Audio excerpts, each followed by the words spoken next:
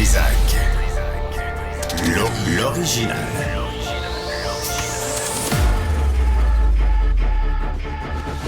Du Trizac. Votre plaisir coupable.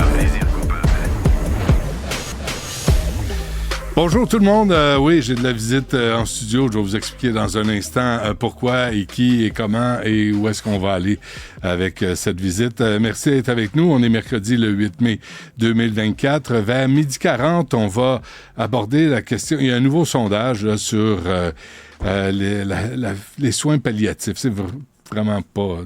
Je sais qu'il fait nuageux, puis ça ne tente pas. Mais il y a des fois, il va falloir en parler, il va falloir l'aborder. Puis les Québécois, selon le sondage, on n'est pas très portés à parler des soins palliatifs de fin de vie. Puis on peut comprendre un peu pourquoi. Stéphanie Villeneuve va se joindre à nous dans un instant. Tout d'abord, je vous présente Isabelle. Bonjour.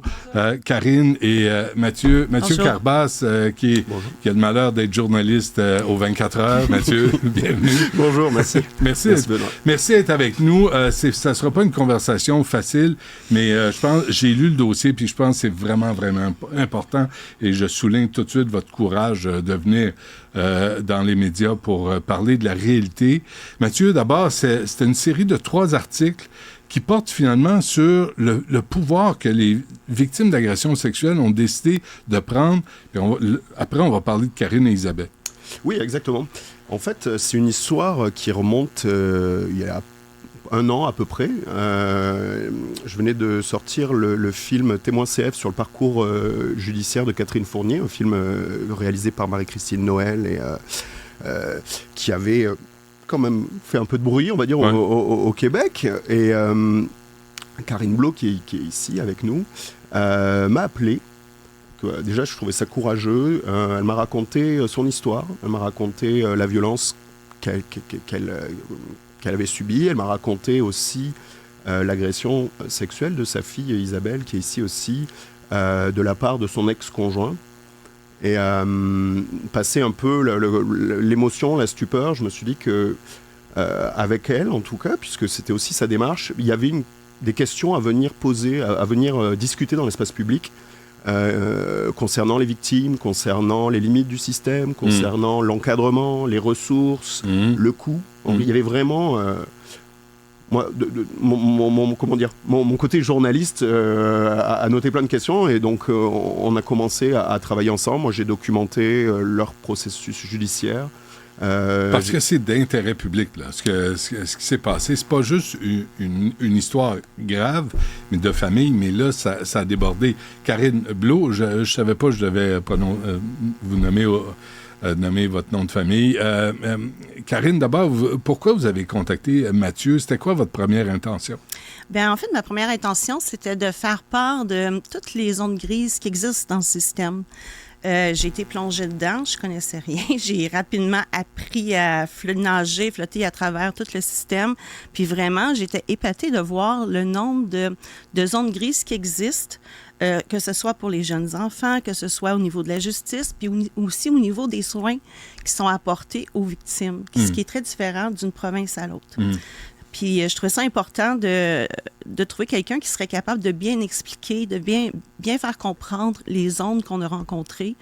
Puis Mathieu, c'est ça. Suite au document, je me suis tournée vers lui. C'est bien fait. Mathieu, d'abord, comme on dit en français, good job. C'est bien fait. Et ça commence, c'est quoi ça commence le 13 décembre 2020, Isabelle? Oui, moi, je vais pas plus loin dans mes questions parce que je veux pas vous amener à parler de choses dont vous voulez pas parler. Donc, vous êtes libre d'aborder la question en entier ou de la façon que vous voulez. Il n'y a pas de problème. En fait, je vais vous raconter un peu pourquoi je suis allée. En fait, j'habitais chez mon père à l'époque et je voulais rendre visite à mon beau-père qui habitait seul parce que ma mère était en train de déménager au Nouveau-Brunswick. Donc, je me suis rendue sur place avec mon frère Clément, qui est un petit peu plus jeune. Et bon, il y a eu la journée qui s'est faite. Ils ont passé la journée ensemble. Moi, j'ai fait mes devoirs, mes travaux d'études parce que j'étais en train d'étudier pour devenir ingénieur mécanique. Vous aviez quel âge? J'avais 20 ans, je crois. Tu avais 22 ans. 22 ans. J'avais 22 ans. En fait, ce qui s'est passé ensuite, c'est que mon frère a quitté la maison. Je suis restée seule avec mon beau-père. Il y a eu beaucoup de petits comportements bizarres, des petits drapeaux rouges qui ont allumé dans ma tête parce que, par exemple, il se rapprochait de moi, il faisait des commentaires un peu spéciaux, tu sais, sur moi, puis... Spécial à connotation sexuelle? Pas nécessairement, mais Non. tu sais, comme dire, si ta mère avait pas été là, ça aurait été toi. Donc, OK. voilà. Mais je me rationalisais tout le temps dans ma tête en me disant, ça se peut pas, c'est mon beau-père, il pourrait plus jamais me faire ça, je me fais des idées, c'est impossible, bref. Donc, Et ça, c'est un après-midi, là. c'est surtout en soirée que ça en s'est soirée. passé. Et pendant cette soirée-là, il y a de l'alcool. Je finis par avoir tellement bu que je tombe inconsciente. Et c'est à ce moment-là que mon beau-père de l'époque m'a agressée. Il y a, dans l'article, là, c'est bien écrit parce qu'on n'a pas besoin de tomber dans le voyeurisme puis dans le sensationnalisme, mais il y a en même temps l'importance, puis je ne veux pas aller là, mais l'importance des gestes posés. Puis je trouve les euphémismes, ça aide pas là, de laisser entendre, puis de, tu sais, à un moment donné, il faut comprendre. Et dans ce comportement-là, ce que j'ai compris du procès, c'est qu'il a pris des photos. Oui, il a pris une vingtaine de photos de moi inconsciente. On me voit vraiment inconsciente à côté de lui. Sur certaines photos, il est à côté de moi. Sur certaines photos, on me voit que moi. Là, des photos en gros plan de mes parties génitales. J'ai pas besoin de vous donner plus de détails Non, que ça, mais ça. vous comprenez que c'est assez Mais il dégueulasse. exposait son sexe aussi à côté de toi Oui. sur les photos. Là. Ouais. Vous apprenez ça? Moi, c'est Isabelle qui m'a appelé le lendemain. J'étais la dernière, d'ailleurs, que Isabelle allait appeler. J'étais au Nouveau-Brunswick à ce moment-là. Je rentrais de travail, puis elle me dit, « Maman, elle dit, il faut vraiment que je te parle. Je suis en voiture. » Elle dit, « Mais il faut que tu sois à la maison. Tu rappelles-moi. » Sur ce ton-là, maman a assez tout de suite qu'il y a quelque chose qui ne fonctionne pas. Ouais. Donc, tout de suite, immédiatement, je tasse ma voiture, je coupe le moteur. « Isabelle, je t'écoute. » Puis Isabelle, elle s'est lâchée, m'a tout raconté d'un coup. Puis moi, ça a été comme aucun doute dans tout ce que j'avais déjà vécu avec lui. C'est comme ça se pouvait. Je n'ai même pas mis en doute une seule fraction de seconde la version de ma fille. Je suis obligé de vous demander qu'est-ce que vous avez vécu avec lui à ce moment-là. Pour que ça... Tu sais, vous êtes une mère, là, on est des parents, puis on sait que quand l'alarme sonne, on sait que c'est sérieux. En fait, c'est qu'il y a eu plusieurs alarmes. J'ai vécu près de 9 ans et demi avec mon ex-conjoint. Puis, ça a été le cycle de la violence. Ça a commencé avec la violence psychologique, puis suite de la violence physique. Il y a toutes sortes de violences, la violence sexuelle. Donc, il y a des agressions sexuelles. Mais jamais j'aurais pensé qu'il s'en prendrait à quelqu'un d'autre qu'à moi. Encore moins à un de mes enfants. Oui. Il y a eu un procès. Est-ce qu'on le nomme ou vous ne le nommez pas? Moi, c'est un ou l'autre, là. C'est vous qui décidez. Mais bref, il a été reconnu coupable d'agression sexuelle sur vous. Sur moi, mais sur ma mère, ça a été déclaré non coupable. C'est ça. Malheureusement, oui. Et là, si je comprends bien, il est en liberté. Il est en liberté, en fait. Il a déménagé, puis personne ne sait où il habite maintenant. OK. On vit des grosses problématiques présentement. On pensait qu'au procès d'Isabelle, tout a été terminé. La pression qui est tombée sur nos épaules, le 3 ans de stress qui est inhumain, que la famille vit, mais aussi tout le monde collatéral avec nous. Entre l'agression et le verdict. Oui. Ça a pris 3 ans. 3 ans et demi, oui. Comment vous vivez ça, ce 3... Parce que, tu sais, on se dit, OK, il y a eu un procès. Là, on déboule ça. Le jour de l'agression, le jour du verdict, là, vous me dites, il y a 3 ans et demi. Comment vous avez vécu ça, ce 3 ans et demi-là? En fait, on est tellement dans... Avancez-vous un peu. On est tellement dans on connaît rien, on ne sait pas où est-ce qu'on s'en va, on n'a aucune information. Faut qu'on fasse les démarches par nous-mêmes pour avoir l'information auprès des CAVAC. Parce que les postes sont débordés, il y a tellement de monde, ils ne peuvent pas prendre le temps d'appeler pour donner l'information à tout le monde. Donc, c'est nous qui devons aller chercher l'information. Ensuite, on a... En fait, Isabelle, si tu me permets, Oui, au tout début, c'est que la différence, c'est moi, je suis au Nouveau-Brunswick en train de déménager, Isabelle est au Québec. Fait que juste pour faire une corrélation entre les différentes des provinces. Moi, le 14, Isabelle m'appelle. Quand je reviens à la maison, qui est 2-3 minutes après, je prends le téléphone, il y a une ligne de crise qui existe. J'ai des jeunes enfants, je vois tous les problèmes qui s'en viennent. Alors, j'appelle cette ligne de crise-là. Tout de suite, je suis pris en charge. Une équipe de professionnels, je suis suivie immédiatement. Puis, j'ai plein de ressources. Isabelle se trouve, elle vient d'être agressée. Elle a contacté la police. Elle a été faire son examen médico-légal à l'hôpital. Puis après, plus rien. Rien. On vous tient pas au courant? Non. Au niveau du soutien d'une personne victime, il n'y a plus rien là. Vous êtes laissé à vous-même. Exactement. C'est de rien ni personne. Là. Pas de médecin, pas d'infirmière, pas de travailleur social, pas de CADAC. Il nous donne des listes d'aide qu'on peut aller chercher, mais on doit faire les démarches par nous-mêmes. En tant que victime, qu'on vient de se faire agresser, on est en état de choc, les informations ne rentrent pas. Là. On ne comprend pas qu'est-ce qui se passe. Il y a l'infirmière qui s'est présentée, je pense, 3 fois à moi quand j'étais à l'hôpital parce que j'oubliais son nom puis je me souvenais même pas c'était qui. J'étais en état de choc. Puis on me garoche ces informations-là. À ce moment-là, c'est complètement absurde. Et je pense, arrête-moi si je me trompe, mais il me semble que tu as mis 5 mois avant d'avoir du soutien psychologique à la suite de ton agression, c'est ça? Effectivement, j'ai fait des appels, j'ai fait des recherches pour avoir un professionnel. Il y avait personne qui était disponible pour me prendre.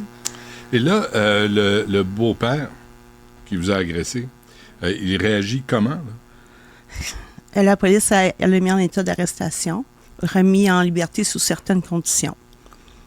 Moi, après, la problématique se passe avec les plus jeunes. Qu'est-ce que vous faites? J'essaie de les protéger au mieux que je peux, parce qu'il y a toujours la garde, donc je dois engager une avocate pour la protection de mes enfants. Là, les dépenses commencent. Là. C'est dans l'article de Mathieu. Là, j'ai constaté ça. Combien vous avez dépensé pour tout ça? C'est pas encore fini, mais jusqu'à maintenant, je suis rendue à environ 150 000 $. C'est-à-dire que présentement, moi, je suis sur le bord de la faillite. Je ne sais pas combien de temps je vais pouvoir continuer à protéger mes enfants parce qu'il n'y a rien de réglé encore. Là, je lisais, puis les questions que je pose, c'est dans l'article de Mathieu. Vous avez fait une tentative de suicide? Oui, exactement.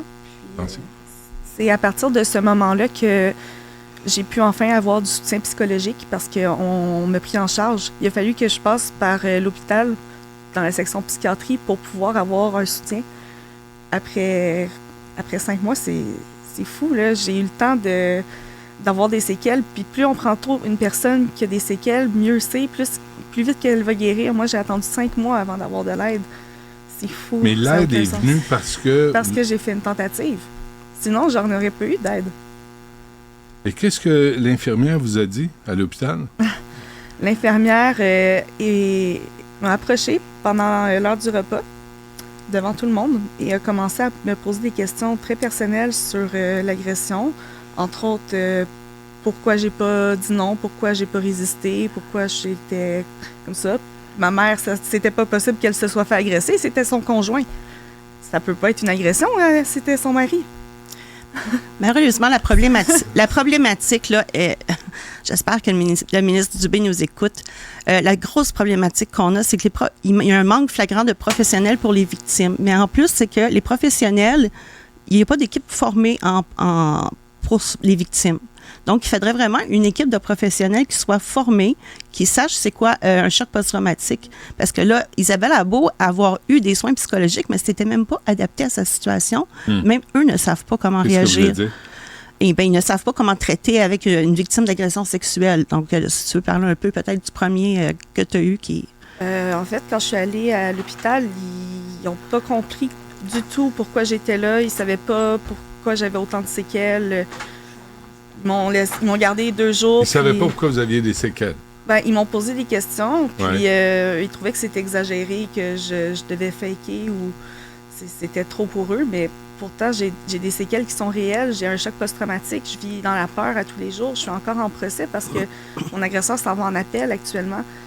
Je vais encore... Okay. Ça, là-dessus, là, aidez-moi quelqu'un. Là. S'il vous plaît. Là, il y a des photos de lui-même. Là. Oui. Avec vous à côté, là. On n'ira pas dans le détail, là. Et il nie quand même avoir posé ces gestes-là alors qu'il y a des photos. Il continue de nier. Expliquez-moi. j'attends une explication aussi parce qu'honnêtement, je la comprends pas, celle-là. Pourquoi que l'agresseur peut aller en appel quand il y a des preuves Irréfutable. irréfutables? Et en plus, si on aurait eu posé à Isabelle, quelle est ta condition présentement? Donc, je suis en choc post-traumatique, je ne peux plus étudier, j'ai été obligée de déménager parce que j'ai trop peur de le croiser. Je pense que ça fait partie des éléments qui devraient être aussi considérés au procès pour la crédibilité de la victime. Alors là, il est en appel. Évidemment, il ne s'est jamais excusé rien. Oh non, il reconnaît pas. En fait, sa version, c'est moi qui l'ai agressé, selon sa version. C'est moi l'agresseuse. Comment tu réagissais, toi, quand tu entendais ça, Mathieu? Ben, moi, encore une fois, là, je suis journaliste dans ce dossier. Alors, bien sûr que j'ai beaucoup documenté le parcours de Karine et Isabelle, mais je crois aussi au bon fonctionnement du système judiciaire. Donc, quand finalement, on a suivi le verdict ensemble, parce que tu les as suivis pendant un an. Oui, c'est ça. J'ai documenté le procès, puis on a suivi les verdicts pour documenter au mieux tout ce parcours-là. Aussi, je pense que le grand public ne sait pas trop comment ça se passe finalement. Dans les sujets justice comme ça, on parle de procès et tout ça, mais finalement, on se rend compte que c'est vraiment très très complexe. Et là, après, le verdict dans le cas d'Isabelle est tombé, je pense, sans détour. Maintenant, après, l'accusé a le droit de faire appel sur les faits ou sur le droit. Son avocat a le droit de porter ce dossier en appel. On verra ce qu'il en est maintenant. Mais là, il y a plusieurs enfants, il y a des droits de visite, c'est compliqué. C'est compliqué, étant donné que c'est le père de 2 de mes enfants. Effectivement, ça rend la situation vraiment compliquée. Puis, en ayant subi la violence conjugale, mais moi, j'appelle aussi violence familiale. Donc, c'était pas juste tourné vers moi. Tous mes enfants ont vécu la violence aussi. Donc, au niveau du soutien pour les DPJ qu'on appelle, comment on appelle ça, les services de jeunesse. Protection de l'enfance. Protection de l'enfance. Il y a eu de multiples plaintes qui ont été faites par différents professionnels. Comme je suis au Nouveau-Brunswick, les plaintes ont été faites au Nouveau-Brunswick. On nous répond qu'on ne peut pas ouvrir le dossier au Nouveau-Brunswick, que c'est au Québec à prendre en charge parce que le père vit au Québec.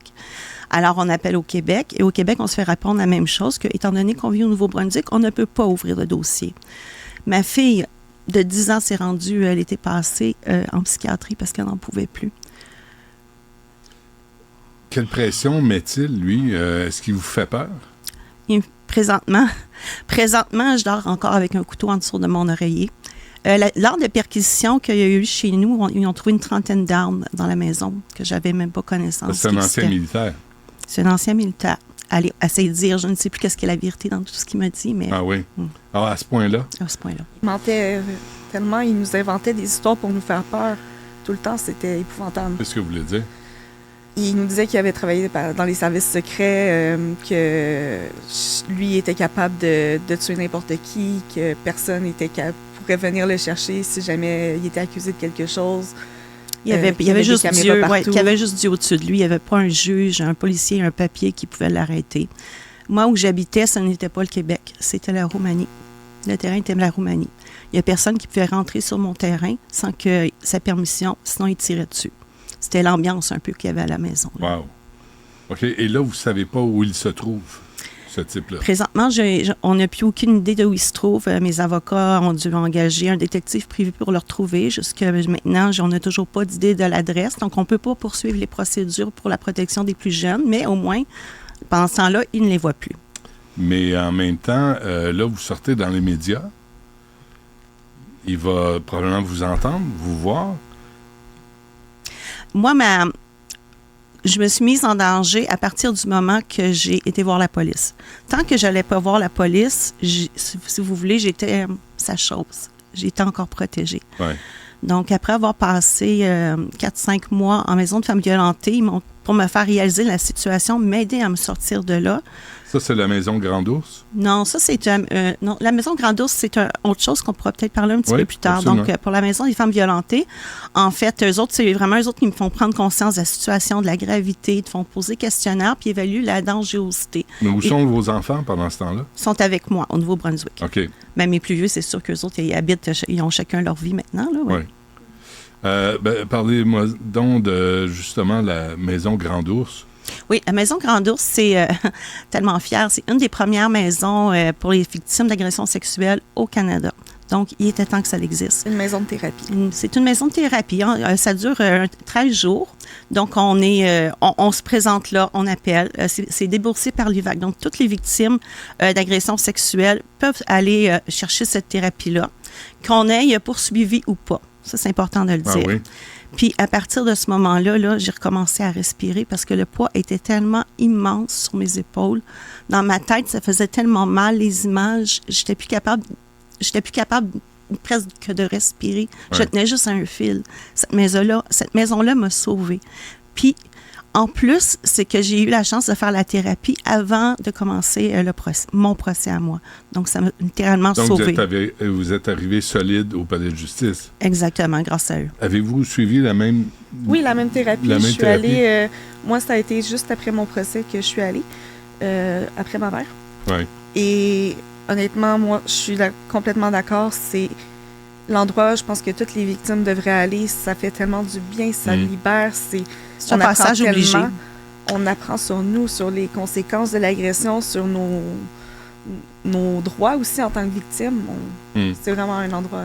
Et que je ça, recommande. est-ce que ça vous amène à créer l'Association des femmes et enfants victimes de violences sexuelles? Mais en fait, l'idée était toujours dans ma tête. C'était pas nécessairement, je savais pas jusqu'où c'était pour me mener. Mais pour moi, c'était inadmissible toutes les zones grises qu'il y a encore dans le système.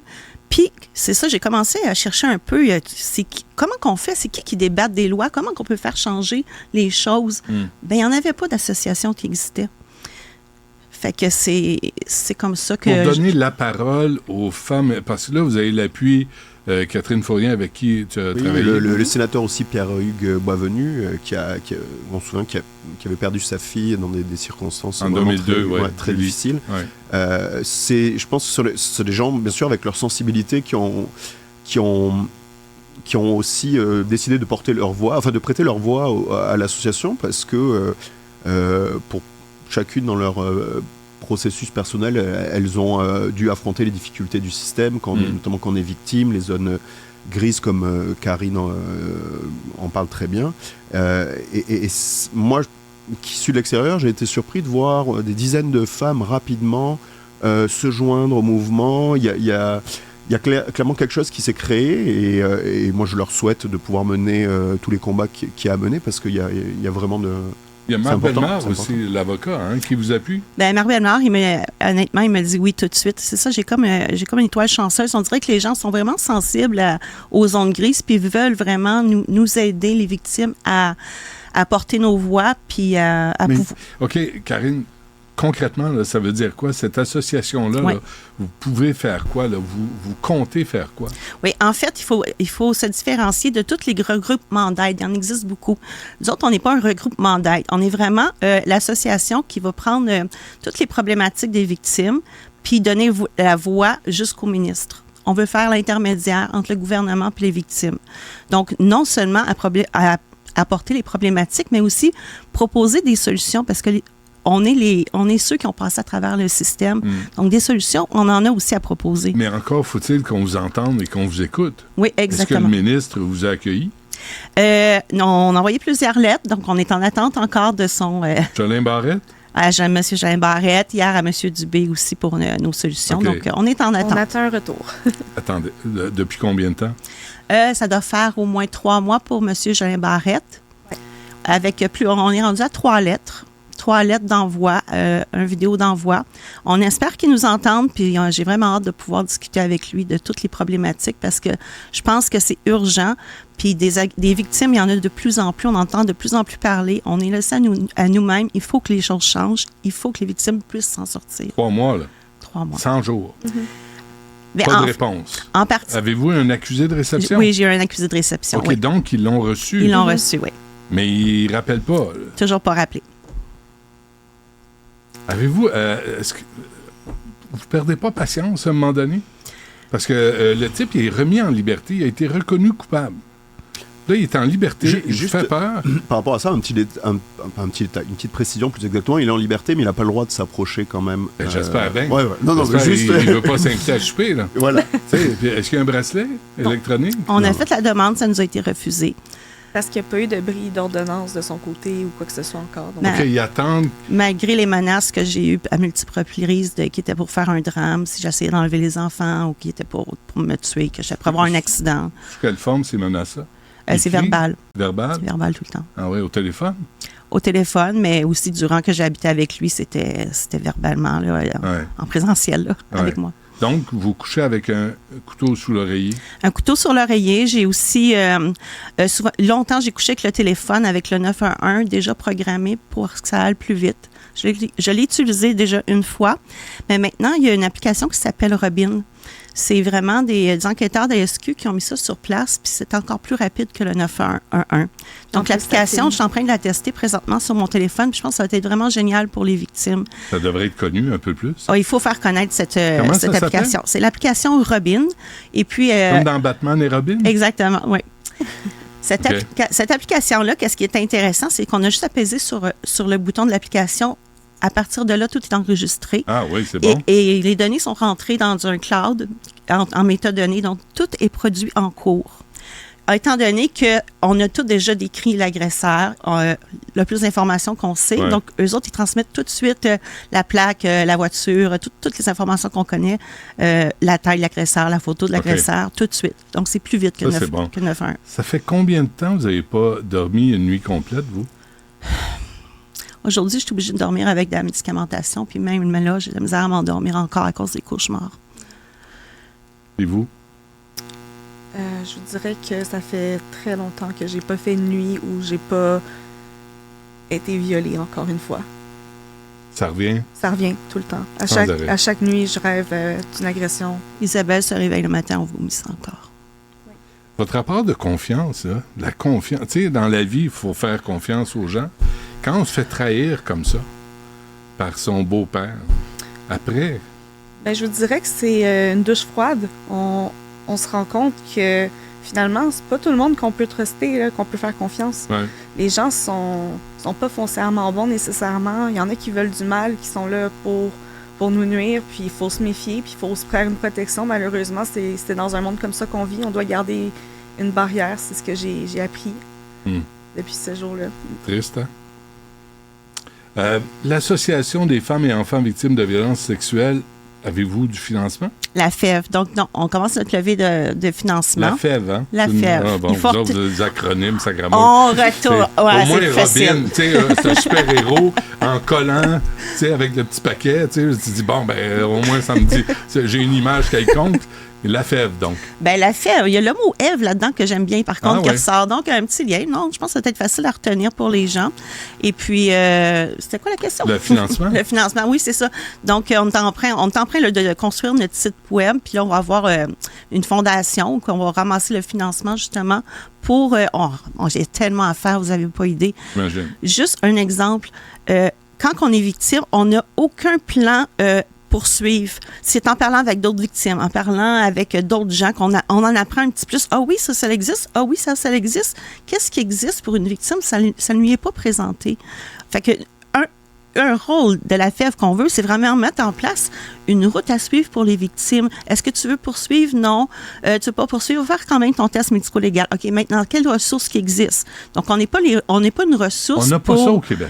On a plein de ressources, mais on n'a pas de plan. On apprend en parlant avec d'autres victimes. C'est incroyable. Qu'est-ce que l'ancien sénateur Boisvenu vous conseille là-dedans? Ah, quel homme merveilleux. Ouais. il a répondu présent au début. Donc, dans le fond, son rôle à lui, c'est qu'il me conseille toujours là, aussitôt que je l'appelle, il me répond. Ouais. Donc, il m'aide à construire l'association, puis il répond à toutes mes questions au niveau gouvernemental, comment il faut faire pour rencontrer le ministre, ces choses-là. Donc, il est vraiment un bon guide pour moi. Bon. Alors, il vous reste à recevoir une réponse, pas un accusé de réception, là. Pas un bureaucrate qui s'enfarge là, dans le fax, mais une vraie réponse là, de Simon Jolin-Barrette, bonne chance, et Christian Dubé. Oui. Meilleure chance.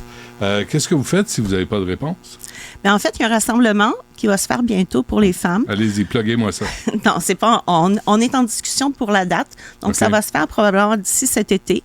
On ne parle pas d'une manifestation parce que les femmes, on veut rester pacifiques. Ouais. Puis on veut juste avoir une visibilité pour se faire entendre. Mhm. Donc, on souhaite être un appel à toutes les victimes et à toutes les organisations de se joindre à nous pour un rassemblement, pour montrer qu'on est plusieurs, puis maintenant, on s'unit, puis on a une voix à porter, on a des choses à dire, Ouais. on a des demandes à faire, puis on a aussi des solutions à porter. Et vous n'êtes pas que des victimes. Moi, c'est ce que je vois dans vos On est yeux, des là. survivantes. C'est ça. Et ça, c'est la différence, là. Vous vous présentez pas comme des victimes. Vous voulez comme prendre les choses en main. Là. J'ai été un petit peu avec le terme survivante, mais ça, je pense que c'est vraiment personnel. Ouais. Moi, tant que j'ai des conséquences sur ma vie, je suis encore une victime. Ouais. À partir du moment que je n'aurai plus de conséquences, je vais pouvoir dire je suis survivante. Ouais. Mais là, je pense que je suis plus une guerrière. Je me Oui. bats pour essayer. Je me bats. Je veux pas vous obstiner. je vois ça dans votre regard, sacramouille. Je veux pas de trouble. Et ça, l'appel, là, pour celui qu'on veut pas nommer, là, ça serait quand, ça? Ah, c'est complètement ridicule. Je m'excuse. OK. Là, nous autres qui pensaient tout le stress qui avait tombé, Ouais. là, vient la demande d'appel. La demande d'appel, on n'est pas au courant. En fait, il y a eu une date de cours. Je savais qu'il avait fait une demande pour aller en appel, mais j'étais pas au courant qu'on était rendu déjà à la cour. Puis il y a une date de cours, puis c'est Mathieu qui m'a informé qu'il y en avait une. J'étais même pas au courant. Le procureur m'a pas appelé. C'est quand même incroyable que ce soit moi, journaliste, qui informe une La victime victime. Ouais. de son processus judiciaire, parce que moi j'ai des ressources avec le primitif, qui sont publiques et auxquelles on a accès. C'est quand même incroyable que la communication ne soit pas améliorée pour les victimes au niveau, Mais tu sais de pourquoi? leur calendrier, Tu sais notamment. pourquoi on manque de fonctionnaires au Québec? Hein? On manque de gens pour s'occuper. C'est aberrant, ça, qu'on vous laisse en plan comme ça. C'est que vous ayez à faire une tentative de suicide pour vous avoir de aider, l'aide. vous offrir de l'aide. Vraiment, ça va pas bien au Québec. Vraiment, tu sais, on dispose de ressources, on a de l'argent, il y a quelques fonctionnaires qui traînent ici et là. Il me semble qu'on pourrait s'occuper des victimes comme ça correctement. Mais je pense qu'une bonne solution, ce serait de former les professionnels de la santé sur les chocs post-traumatiques liés à la violence sexuelle conjugale. Je pense que vraiment, ce serait... On n'aurait pas besoin d'une grande équipe. Depuis la COVID, là, tout se passe maintenant Ben oui. en interaction. Fait qu'on Ben oui. aurait juste besoin quand même d'une petite équipe, mais qui serait vraiment spécialisée, Ouais. puis qui pourrait répondre aux victimes, même à distance. Et Moi, qui je suis au répondrait. Nouveau-Brunswick. Et qui répondrait. J'ai mes soins à distance. Qui répondrait quand vous essayez de leur écrire. Oui, exactement. Vous leur parler. Simon Jolin-Barrette, là, ça se prend pas pour un deux de pique, hein? Attendez pas de réponse de M. Jolin-Barrette. Il est très, très, très occupé. Non, non, moi j'ai confiance. J'ai Ben, je vous le confiance souhaite. parce que je me souviens très bien de ta journée qui a dit je suis prête à écouter les victimes. Mon Donc, moi Dieu. j'ai encore ça dans la mémoire, puis je Savez lâche quoi? pas. On le paye pour faire mieux que ça. Alors, il est temps qu'il fasse mieux que ça, qu'il donne des réponses. Bien d'accord. Conclusion, Mathieu. Non, je voulais juste dire, parce qu'on parle du manque de ressources, les CAVAC existent pour entourer, accompagner Ouais. les victimes. La plupart des gens font très bien leur travail. Le problème, c'est qu'il manque tellement de ressources que Sont même débordés. là, sont tellement débordés que les victimes sont obligées de se battre pour avoir de l'information. C'est difficile de reprocher aux personnes des CAVAC qui font mal leur travail, mais plus globalement, c'est sûr qu'il faut se poser la question sur les ressources disponibles. C'est vrai. On se laisse là-dessus. Bonne chance. S'il y a autre chose, n'hésitez pas. Faites-nous signe. Vous avez besoin d'annoncer quelque chose. Venez nous voir. On va Merci faire avec beaucoup. plaisir. Mathieu Carbas, journaliste au 24 heures. Bravo. Un bon dossier. 3 articles. Allez lire ça. Isabelle, Karine, bonne chance. Merci. Merci beaucoup. Merci.